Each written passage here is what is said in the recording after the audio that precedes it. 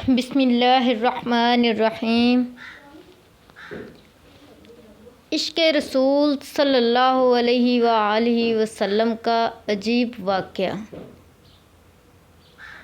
شیخ الاسلام حضرت علامہ ظفر احمد ثانی رحمۃ اللہ علیہ فرماتے ہیں کہ میں اس زمانہ میں حج کے بعد مدینہ منورہ گیا۔ ہم لوگوں نے کھانا کھانے کے بعد دسترخوان کو لے کر ایک ڈھیر پر جھاڑ دیا تاکہ روٹی کے بچے ٹکڑوں اور ہڈیوں کو جانور کھا جائیں۔ تھوڑی دیر کے بعد جب میں اپنے کمرے سے باہر نکلا تو میں کچھ دیکھ کر حیران رہ گیا کہ ایک خوبصورت 9 سال کا بچہ ان ٹکڑوں کو چن چن کر کھا رہا ہے۔ مجھے سخت افسوس ہوا۔ بچے کو ساتھ لے کر قیام گاہ میں آیا اور اسے پیٹ بھر کے کھانا کھلایا، کیونکہ میں ایسی ہستی کے شہر میں تھا جو غریب بچوں کا والی اور غلاموں کا مولا تھا۔ میرے اس برتاؤ کو دیکھ کر بے حد متاثر ہوا۔ میں نے چلتے وقت اس سے کہا کہ بیٹے، تمہارے والد کیا کرتے ہیں؟ اس نے کہا میں یتیم ہوں۔ میں نے کہا تم میرے ساتھ ہندوستان چلو گے؟ وہاں میں تم کو اچھے اچھے کھانے کھلاؤں گا، عمدہ عمدہ کپڑے پہناؤں گا، اپنے مدرسے سے تعلیم دوں گا۔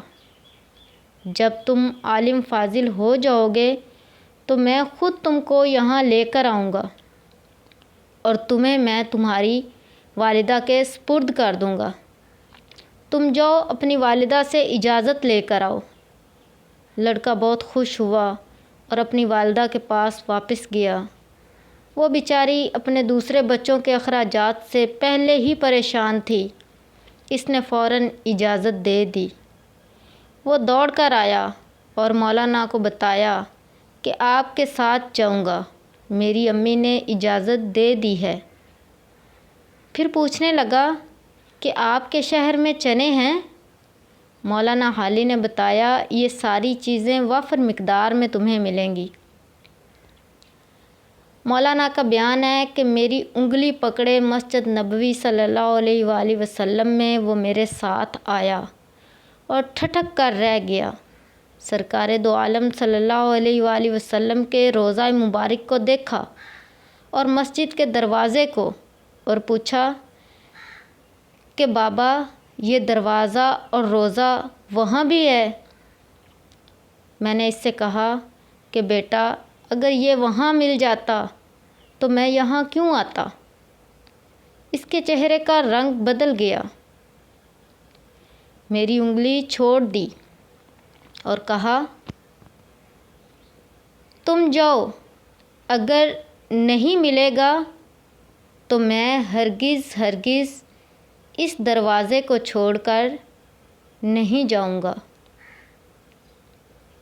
میں بھوکا رہوں گا، پیاسا رہوں گا۔